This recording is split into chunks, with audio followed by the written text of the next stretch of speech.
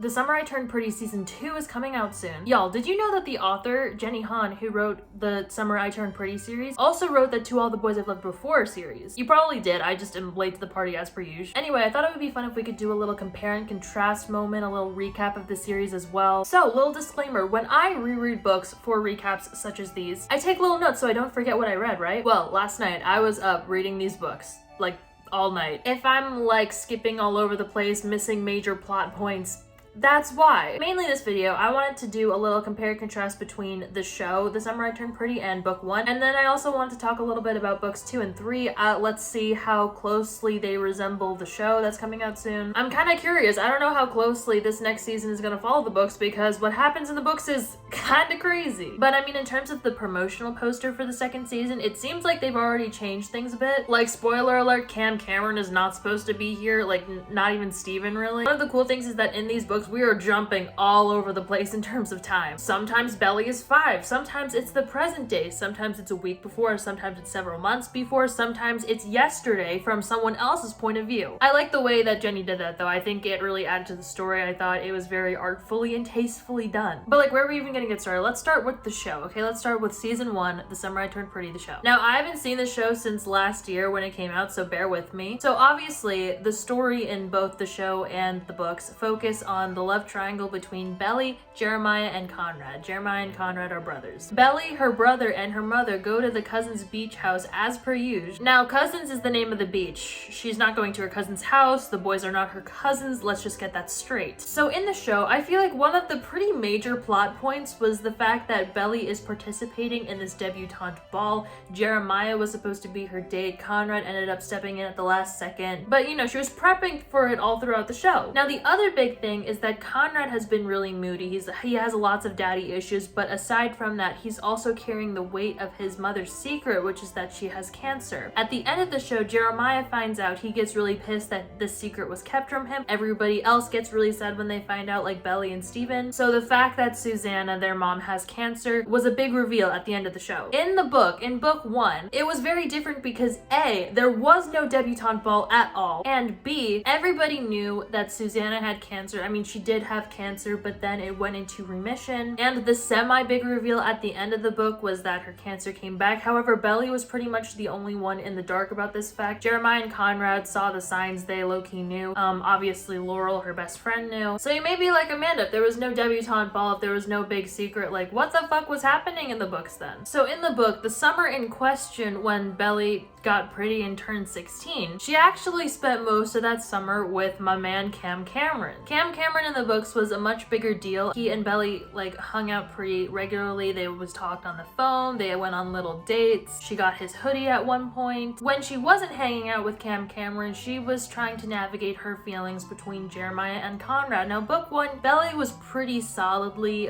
team Conrad. There really wasn't, I don't think, that much chemistry with her and Jeremiah there, although he did end up confessing to her towards the end of the book, but she didn't really like say anything back. That didn't really change anything at the moment. In the books, Conrad was still a moody bitch. And basically in the end, she still did end up choosing Conrad and kissing on the beach. So those were the vibes of book 1. Again, no debutante ball, no big cancer reveal, you know, to everybody except for Belly. Jeremiah and her never kissed, never went to second base in his car. He never shot a firecracker at her and Conrad. There was definitely no volleyball extravaganza. In fact, the summer that Belly turned pretty, Taylor wasn't even at the beach. Taylor never came to the beach. She actually came the summer before and had a thing with Jeremiah, but then low-key like went behind his back and got with Steven, Belly's brother. But what I liked about the show is that you could really tell that a lot of thought was put into it, giving little Easter eggs from the books. Even though the show didn't exactly follow the plot of the books and they added a bunch of things, it's still very much tethered to the original. They still got the belly flop, the night swims, the scene where Belly was in the pool and Conrad was smoking on the sidelines and she was like, stop that, and he was like, what'll you give me if I do? The infamous time Conrad forgot her birthday present. Let me just say,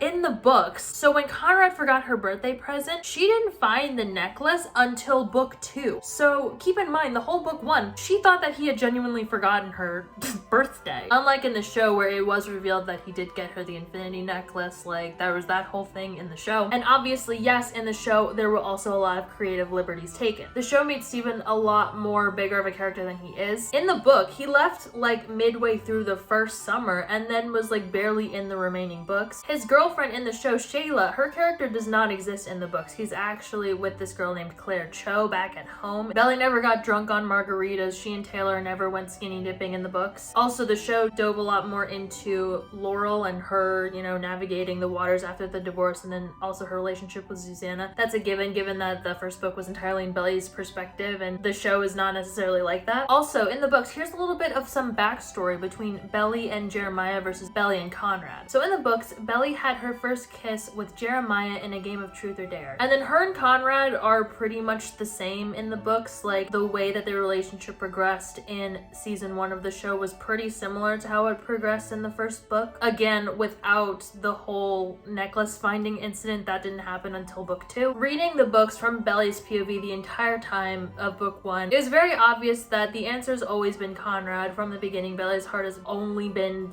for Conrad since the beginning. But let me tell you, I am not a Conrad stan. I will go maybe as far as to say that I am a Jeremiah defender. First of all, and I know that this applies to both boys, but I hate the comparison to Belly being their little sister because it happens all of the time. But would you want to fuck your sister? No. So let's settle down with that. But I feel like Conrad pulls that card a lot more than Jeremiah does, which makes it weirder because, like, how can you keep calling her like, oh, she's just a kid, she's so immature, like she was like my little sister, but like now, I don't know, just weird vibes a little bit for me. And number 2, what I really don't like about Conrad is that he's such a flaker. He always, okay, so obviously from his point of view, he always plans to do things. He always buys things, but then like forgets to give it to Belly. Maybe he thinks about showing up, but doesn't actually show up because he has reasons. But he is never where Belly needs him to be. They get into these nasty fights, say nasty things to each other. And like I said before, Conrad always tries insulting her by saying she is acting like a kid or she's immature. I don't know, Conrad, maybe that's because she's 15 going on 16. Also, weird thing that I just remembered, Belly unironically sticks her tongue out a lot. Like, you know, in a way that a 2-year-old would. I don't think I've ever seen anyone past the age of like 5 stick out their tongue as an insult in public, but there's a first time for everything. So yeah, that's pretty much the gist of book 1, the comparing and contrasting moment. I was surprised by how different the book and the show were because I mean, pretty major things were changed, but like I said, I do feel like the essence of the book was captured in the show, so it didn't really bother me too much. So let's get started on the stuff that you may or may not be aware of if you've only seen the show, like me. Book 2 starts pretty much a year later, the following summer, but if we're doing this linearly, which we are, we have a lot to cover that happened in the gap between book 1 and book 2. So in the gap between book 1 and book 2, in the fall, winter, spring months before the next summer, Susanna died, and Belly and Conrad had their whole little relationship moment, but they broke off before the next summer, and I'll tell you why. So basically, Conrad ended up going to college at Brown. He and Belly started talking on the phone a bunch. They started acting very coupley. He even came down one Christmas and took her to Cousins Beach, and they spent, you know, the night together. Not, you know, they didn't do anything, but they did spend the night together. But then Belly asked Conrad to go to prom with her, and he said, like, at first he was like, no, because he didn't really want to, but then apparently Susanna convinced Conrad to go, and so he was like, okay, I'll go. He forgot her corsage, which was pretty embarrassing, and then on top of that, he broke up with Belly the night of their prom. And I believe the reason was because he thought that Belly deserved someone better, someone like Jeremiah. So they broke up, and then Susanna died, and then Belly and her mom and her brother attended her funeral. But then Belly saw Conrad there at the funeral with his ex-girlfriend, and Belly got really pissed at that and told Conrad to go to hell after they had an argument the day of his mom's funeral. So with all that being said, there were no plans to go back to Cousins Beach. So Belly was spending the summer with Taylor, but she was pretty miserable because she had lost not only Susanna but Conrad as well. That was when Jeremiah called Belly to inform her that Conrad is in fact missing. No one has seen him. He has been skipping his classes left and right. So Belly lies to her mom, says that she's staying over at Taylor's, and then goes with Jeremiah to try and find him. They go back to his dorm room, they ask around, and they figure out that he has told people that he's going to the beach, and they're like, oh, So, cousins. Also, when they were snooping around back at the dorms, that is actually when Belly finds the necklace in his like dorm desk thing, and she automatically assumes that the necklace is for her and starts wearing it. Low-key presumptuous, but go off. So now the gang's going back to cousins, yay, except not yay, because it turns out the whole reason why Conrad was even at the cousins beach house in the first place is because their dad is planning on selling it, so he was planning to save it by being there. Mr. Fisher came to the house, and then the fishermen all got into one big argument. Jeremiah, even though he was mad that nobody told him about the beach house situation, was trying to defend their dad a little bit, and Conrad was like, riddle me this, Jeremiah, where was he when our mom got cancer, huh? He was off cheating with some other woman. And then Jeremiah was like, right back at you, bitch, where were you when our mom had cancer? They decide to host a party for their last hurrah, and then Belly gets really drunk and ends up running into the ocean. Conrad goes after her, and then she apologizes for what she said at the funeral. Then she goes back inside and drunk calls her mom and tells her to go to Cousins Beach and get her. And her mom, Laurel, by the way, still thought she was at Taylor's, so this was a big surprise for her. So Laurel came, and she was very mad at Belly, obviously, and then Belly got mad at Laurel because she was like, stop, what are you doing? Don't like make me leave. Why aren't you doing anything to save the house? And then Belly was like, I wish Susanna was my mom instead of you. And then Laurel bitch slapped her. But they made up, and then Laurel convinced Mr. Fisher to keep the house. Yay. He agrees as long as Conrad goes back to school and starts getting good grades. So Jeremiah and Belly help him study. They drive him back to school, and while Conrad is taking one of his finals, Jeremiah and Belly start making out in the car. And it is during this makeout session that Belly has this realization. That's when I finally got it. I finally understood. It wasn't the thought that counted, it was the actual execution that mattered. The showing up for somebody.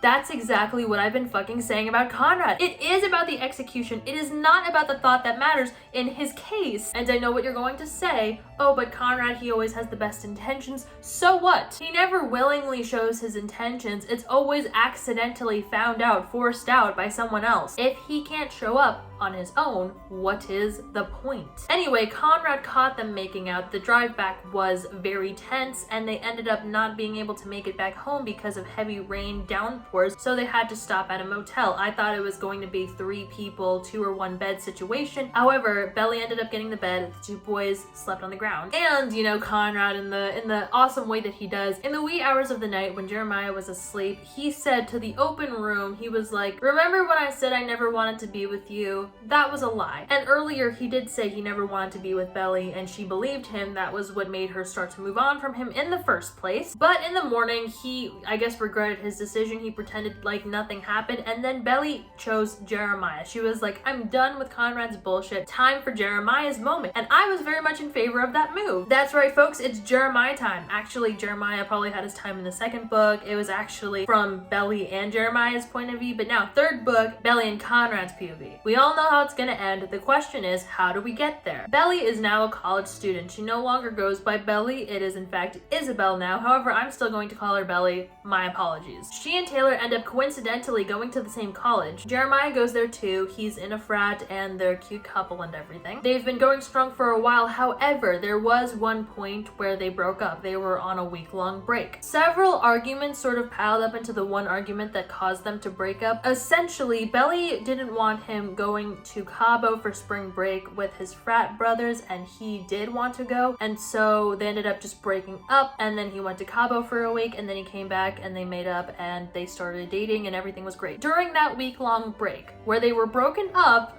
not to completely defend Jeremiah, but they were broken up, Jeremiah went and hooked up with, had sex with a girl in a sorority. Belly never even went that far with Jeremiah, so this shook her to her core. She ended up finding out at this frat party Jeremiah had kept this a secret from her, so she goes and tells Jeremiah that she knows, and he starts sobbing, y'all. He keeps begging her to like have him back. It was a mistake. She slaps him in the face. It looks like the era of Belly and Jeremiah is over, but Belly agrees to see him the next morning. She's like, okay, maybe let's talk it out. Let's see what there is to say. And so Jeremiah comes over, and you know what? You know, in the night when he was like, let me sit and think about how to make things right, he comes back, and you know what his solution to this problem is, y'all, you know, you want to hear something crazy? He says, Belly, will you marry me? And you want to hear something crazier? She says yes. And so now the entire third book is Jeremiah and Belly planning this wedding. You know, that's kind of an odd way to fix this fundamental problem of trust. Screw it, let's get married. Okay, no one is on board. When they tell their family, everybody was super shook. Everybody thought Belly was pregnant. It was nothing like that. Laurel refuses to attend the ceremony or do any, like, be a part of the wedding at all. Mr. Fisher also, you know, didn't want to be involved, but then he ended up paying for the whole wedding in the end, so he went back on his word. Taylor is really the only one who is helping Belly planning with everything. Jeremiah is showing his true colors a little bit, his immaturity. He's not really helping out with the wedding plans that much. He isn't taking things very seriously in the way that he, you know, in the Jeremiah way. Conrad tries to help Belly, but his feelings are getting in the way, which gives us this really great quote from the book that you may or may not have heard on TikTok. I would rather have had someone shoot me in the head with a nail gun repeatedly than have to watch the two of them cuddling on the couch together all night. So I'm really boiling this book down to the main points, but basically, Conrad finds out about what Jeremiah did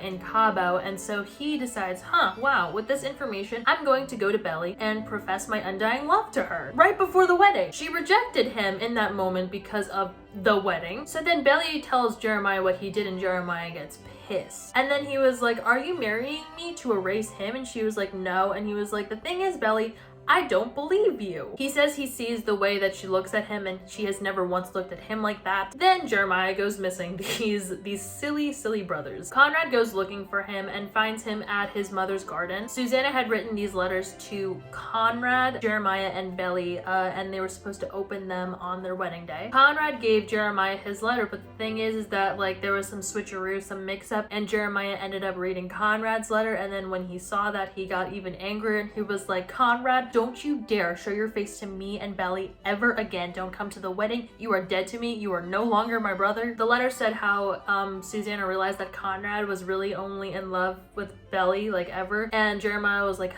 if they're the ones that are meant to be, like, fuck me, I guess. So Conrad went to Belly. He ended up giving her back the infinity necklace that she gave to him, I think, when they broke up, so that's why he had it. Then Jeremiah comes in and says that he can't marry Belly because he doesn't have her whole heart, and she was like, but I love you, and he's like, but do you still love him? And she was like, yeah. He doesn't want to be the second choice, and he knows that Conrad will continue to let her down, but he was like, I know that this is the right thing. So anyway, Jeremiah and Belly did not get married, but don't worry, a few years later, Conrad and Belly end up getting married. So all's well that ends well, am I right, folks? So as you can see, things get very crazy. Am I upset that Jeremiah cheated in Cabo? Yes. It's the whole Ross, Rachel, or were we on a break situation. It really annoys me when authors have second choice characters do something low-key unforgivable, which forces the character to go back to, you know, their endgame ship. It's so unnecessary to me because from the first sentence of the first book, obviously Belly is going to go